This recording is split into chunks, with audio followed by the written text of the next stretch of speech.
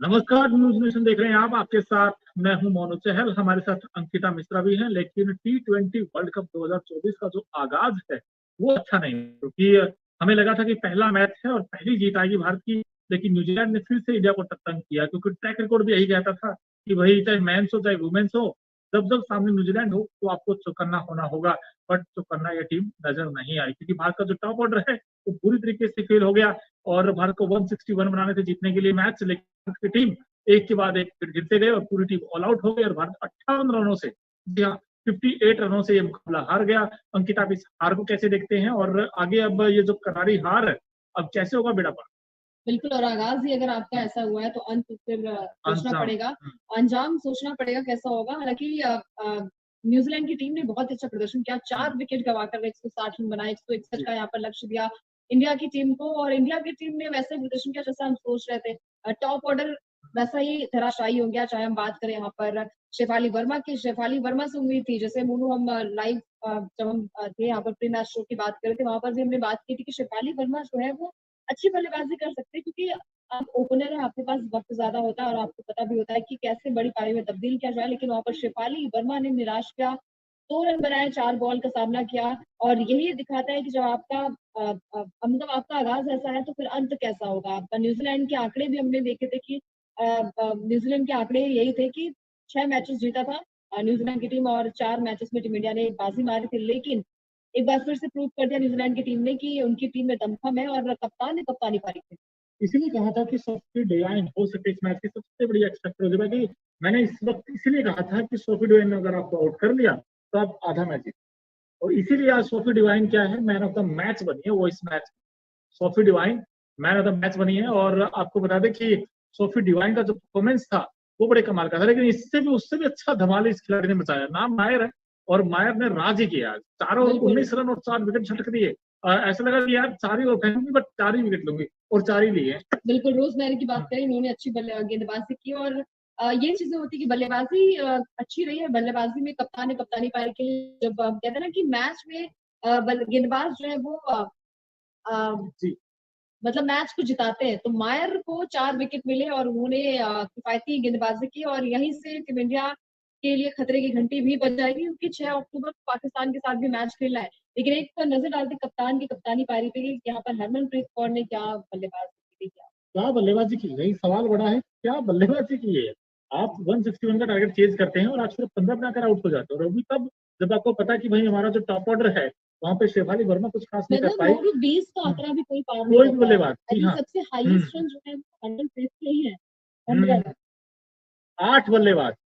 भारत की बल्लेबाजी में अगर आप देखें, 1 2 3 4 5 6 7 8 बल्लेबाज, 6 7 बल्लेबाज जो डबल डिजिट में नहीं पहुंचे।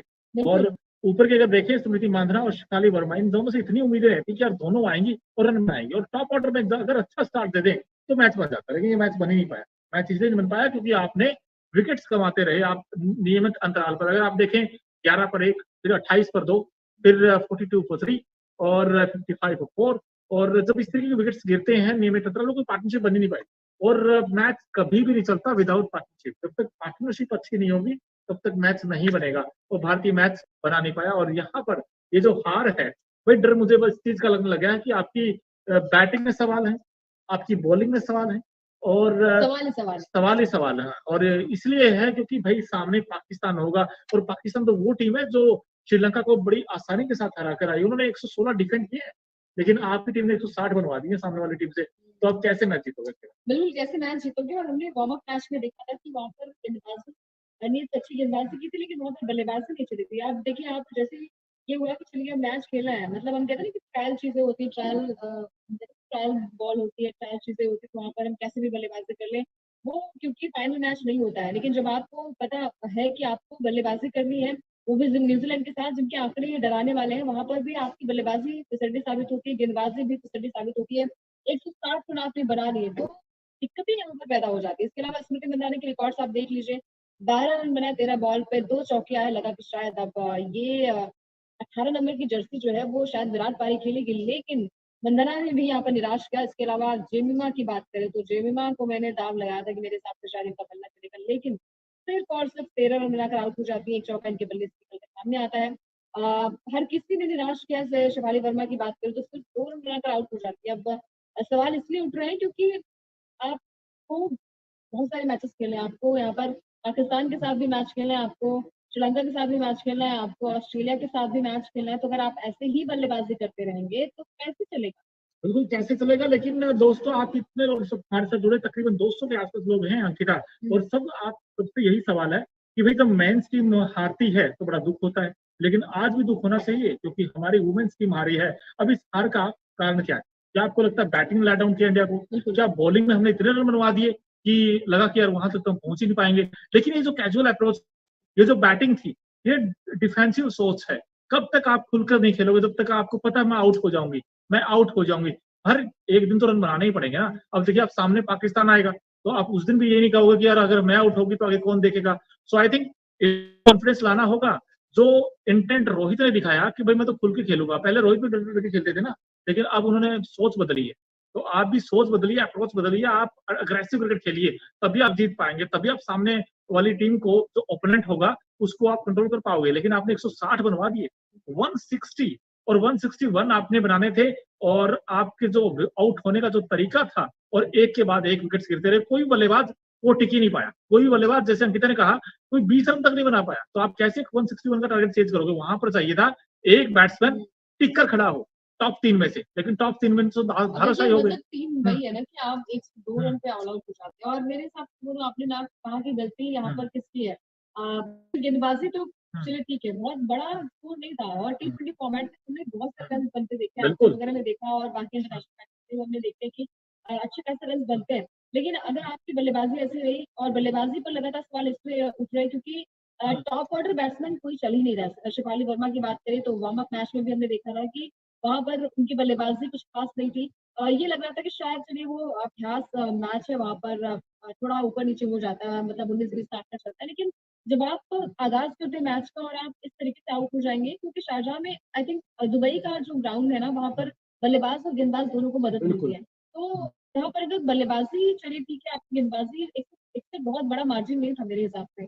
आपको एक अप्रोच बनानी चाहिए थी, और जब आप बड़े प्लेयर्स आउट होते हैं तो डेफिनेटली फिर गेंदबाज को कुछ नहीं कह सकते ना कि आप गेंदबाज आएंगे और मैच को जिता कर चले जाएंगे। लेकिन बहुत सब लोग, इनफैक्ट लोगों ने देखा होगा ये मैच, लेकिन आपको वही चीज आती बार बार कि भाई भारत कैसे हार गया। भाई ये हरमनप्रीत कौर हमारे कैप्टन है, लेकिन हमारे कैप्टन तो चल ही नहीं पाई इनफैक्ट। और अगर हमारी कैप्टन चलती तो फिर आसानी से हम मैच जीत जाते। भाई कैप्टन का चलना बड़ा इंपॉर्टेंट होता है। वहां से सोफी डिवाइन चली उनकी कैप्टन, तो मैच जीत गई। हमारी कैप्टन नहीं चली तो हम मैच हार गए। क्या यही इस मैच का टर्निंग पॉइंट?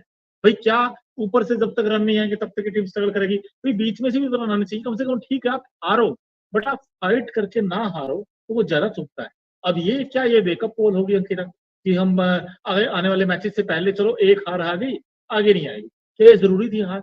लेकिन सवाल बड़ा यही है कि जो अपकमिंग मैचेस हैं, भाई सामने बड़ी बड़ी टीमें आएंगी, पाकिस्तान होगी, ऑस्ट्रेलिया होगी, कैसे होगा टीम इंडिया का बेड़ा पार? बस यही सवाल है।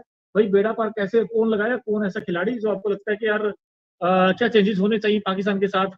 और प्लीज, हम हमेशा कहते हैं हिंदुस्तान सबसे हार है वो पाकिस्तान से ना हारे। हम हमेशा कहते हैं क्यों गीता यार, हिंदुस्तान पाकिस्तान से ना हारे। लेकिन अगर देखिए, क्योंकि निराश क्या है यहाँ पर, डेफिनेटली यहाँ पर अगर आप अच्छी बल्लेबाजी करते हैं और अप्रोच नजर आती है वो कि हाँ, मतलब 20 का आंकड़ा भी कोई खिलाड़ी पार नहीं कर पाया, तो शर्म की बात है कि आपने आगाज ही ऐसा किया। तो सामने वाली टीम फिर आपको हल्के में तो लगी ना कि मतलब उन्हें पता होता है कि आप जो है वो ऐसी बल्लेबाजी करेंगे तो सामने वाली टीम जो है वो प्रिपेयर होके आती है। और 6 अक्टूबर को जो है वो भारत बनाम पाकिस्तान के बीच में ये मैच होगा। सुपर संडे, सुपर हिट मुकाबला देखने को मिलेगा। अब क्या वहां पर क्या हिट शो दिखाएगी, क्या वहां पर एक हिट शो देखने को मिलेगा? हर किसी के बल्लेबाज